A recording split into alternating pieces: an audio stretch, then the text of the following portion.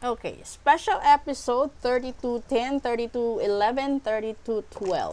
Tingnan natin na ano ba yung mga bagay-bagay na tinutukoy dito na pwedeng dahilan kung bakit ka binarang, kinulam, sinumpa, ginayuma, at kung ano yung dapat baguhin, kung ano yung lalabas na katotohanan na tinutukoy sa daily episode. Una, silence. Pangalawa, connection. And pangatlo, guidance talaga. Yan, nakikita nyo. Nasa cards, may cards siya. So ngayon, kung kayo yung tipo ng tao na marami kayong problema, no? Yung problema na hindi nyo agad-agad masabi sa ibang tao. Yung problema na hindi nyo pinukwento sa pamilya ninyo. Ito yon, yung pananahimik ninyo. Marami kayong itinatagong sekreto, may susi dito. Na yung susi na ito, connected dito sa revealer of truth at dito sa ginagawa. So, ibig sabihin, dahil may pinto dito, ibig sabihin, ito yung tao, no, na nagsara, dahil andito sa kanya yung susi. Ito yung taong nagsara ng blessings mo, kasiyahan mo, freedom, at saka happiness mo.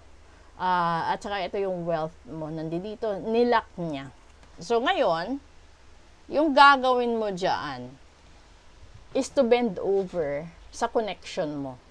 Yung reflection nakikita. So, ibig sabihin, kung ano yung nangyayari sa'yo ngayon, nakikita ng taong gumawa. Alam niya na nahihirapan ka. Alam niya na halos tumambling ka na sa dami ng problema kung paano mo ito solusyonan. Diba? Yung iba nabubuwang na. Yung iba nagbibigti na. Yung iba, totoo to ha, yung iba overseas nagpapatiwakal dahil sa problema. Hindi yung iba naman kasi, hindi naman sila na, yung iba hindi naman inihulog ng amo. Marami talagang nagpapatiwakal sa buong mundo dahil sa depression, dahil sa masyado ng maraming problema. Lalo na kasi kung magsabay yung finances at saka yung relasyon. Dito talaga nagkakaroon ng matinding fluctuation yung emotion, yung health ng tao. Tapos, dito sinasabi, kung ngayon napapanood nyo ito, sinasabi, maghanap ka ng guidance. No? Ipa-reading mo para alam mo kung ano yung gagawin sa susunod. Kasi hindi mo kailangan magsayang ng panahon. Kapag nagsayang ka ng panahon, ito yung pagsisisihan mo. Kasi kapag yung panahon lumipas na, hindi mo na maibabalik. So, ngayon, kung may pagkakataon kang magpa-reading, para alam mo yung dapat mong gawin, ipa-reading mo.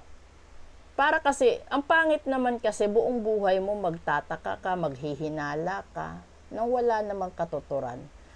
Mas maganda na yung ipa-reading mo para may basihan ka kung sino at kanino posible nang galing ang lahat ng kamalasan at dagok mo sa buhay. Ayan na ha. So, ibig sabihin, may tao na gumawa para makontrol yung blessings mo sa buhay, makontrol yung emotions mo, makontrol yung takbo ng negosyo, takbo ng buhay mo, at makontrol lahat. Tinitignan ka niya sa reflections mo. Ibig sabihin, posible ginawa ito ng isang batikang mangbabarang, mangkukulam, mga taong marunong talaga sa love spell, obsession spell, at etc. Doon naman po sa mga taong nagtatanong, kapag legit yung gumawa, halimbawa, nagpabarang ka, yung mambabarang, hindi yun sisingil ng mura. Tandaan nyo yan.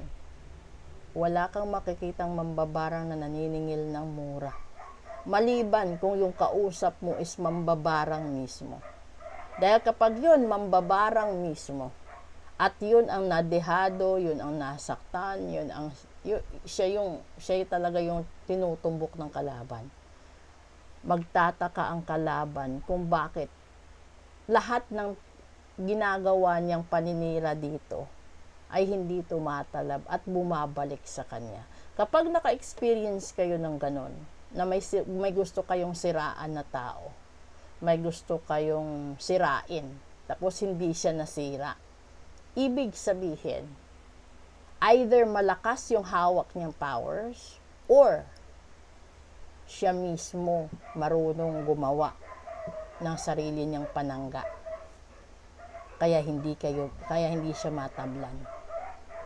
So, kaya bago ka magpagawa ng isang ritual na maninira ka ng ibang tao, siguraduhin mo na matibay ang proteksyon mo sa sarili mo. Dahil hindi mo alam, baka yung sinisiraan mo, mambabarang, mangkukulam, kalahati aswang, kalahati engkanto. Oy, malay mo, di ba? So, kapag ganun kasi yung kalaban mo, wala kang magagawa kung ipinanganak kang normal. Paano? Yung kalaban mo, kalahating aswang. Yung kalaban mo, kalahati engkanto. Wala. Diba? So, this is a good enlightenment sa lahat-lahat. And warning na din po, na kung nakakaranas kayo ng maraming pananahimik, yung hindi na pumapasok yung pera, hindi na maganda yung relasyon, hindi na maganda yung takbo ng negosyo, yung parang hindi mo na kayang habulin yung mga bayarin mo sa loans, no?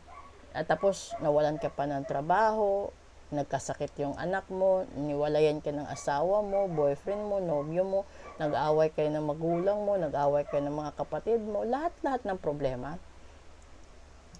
ipa-reading mo para alam mo ang gagawin.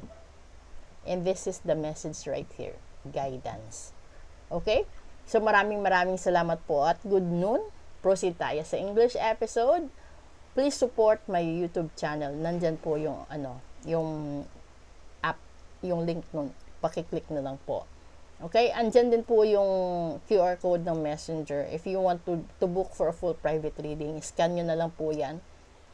At magra-route po yan agad sa Messenger kung saan pwede tayong mag one-on-one ng reading natin. Okay? Thank you!